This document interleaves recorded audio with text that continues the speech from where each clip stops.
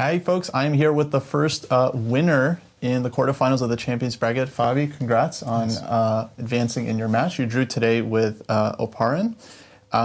Tell us quickly about the game. How did it go? Yeah, I played a line which I don't think I've ever played before. Yeah, I was wondering this E6, right? I think like the last time I played it was against Rajabov in 2013. But he went for like the E4 stuff, which is very sharp. So Grigori played like solid line. I think he also didn't remember, because it's a really forgotten line. Like it used to be popular, but these days. So did you choose this because, I mean, he's your second, he's very familiar with your play? I didn't even know the first move that he would choose. So okay, I thought the Slav kind of kills a few first moves because you could play it against anything.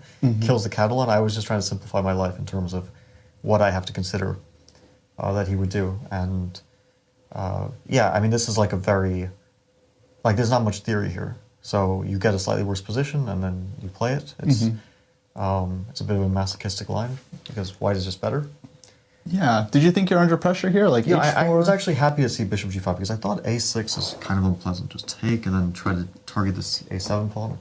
But okay, he went for this, then knight fd5, and then he played a very interesting move. I was thinking like, okay, he has so many ways to capture, so I had to calculate for some time. But there's this critical line where he plays bishop b5. It's an important move. Rook e8, knight e5, and I thought rook e6 is accurate, more accurate than rook e7.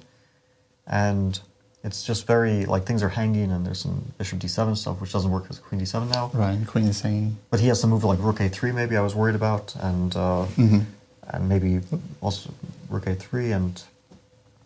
Yeah, I get you. Or after bishop g5, yeah.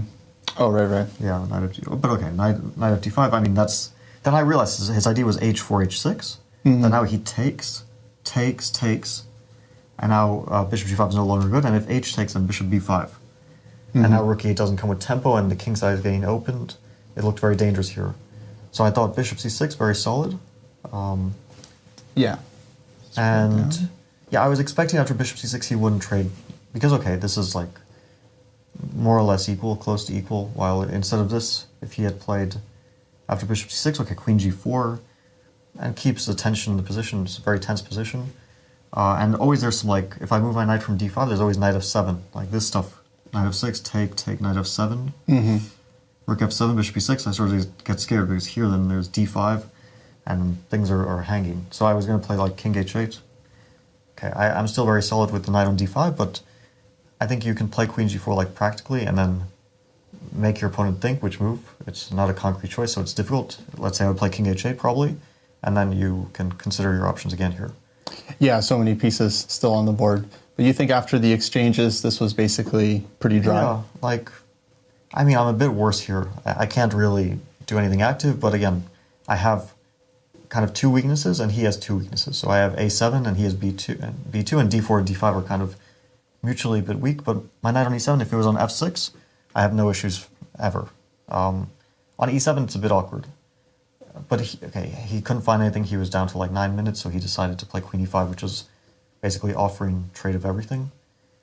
I mean, if I like wanted to play on, I could play queen d7 here, and I think I can play this on, but I would just be playing on his time, and I didn't want to do that.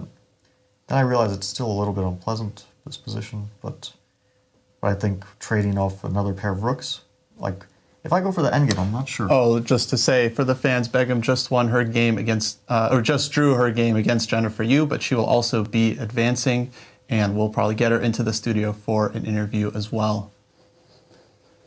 Okay.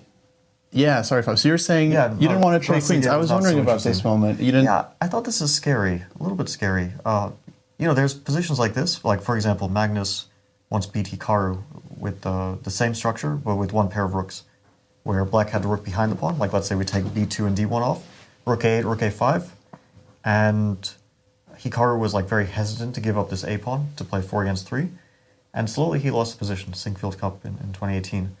And here with 2 rooks, I was actually kind of scared, because if he plays h5, then he gets a really good structure on the king side, and then he even, if he ever wins the a7 pawn, even that could be, like 4 against 3 could be very dangerous.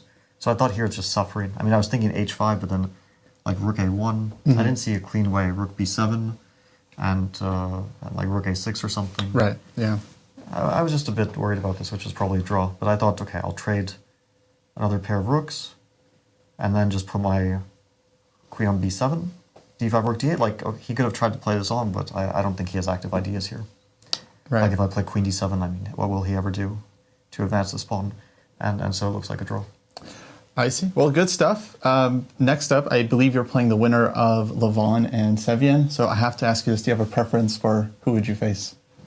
No serious preference. They're both really strong players. Very, very different players, of course. Different generations, different styles. I've played Levon much more. I have. Last year I played a match against Levon in the American Cup, and the year before I also played a match against him. And recently we also played a match in Fisher Random Chess. So I played a lot of matches against him. And Sam I've played one match against in the American Cup in 2022. It was a close match. It went to rapid. Eventually I won. But yeah, both very tough competitors. I think at the moment if I had to bet who was going to win the match, I would probably say Sam, because the classical game looks very dangerous for Levon. Very, very dangerous. And then Levon will have to win with he'll have the white pieces, but still, right. He'll have to win on demand, and then you can't say he's a favorite anymore. Yeah, anything can happen in the rapid. Okay, thanks, Fabi. I'll let you get to it. Best of luck in the rest of your games. Back to you guys in the studio.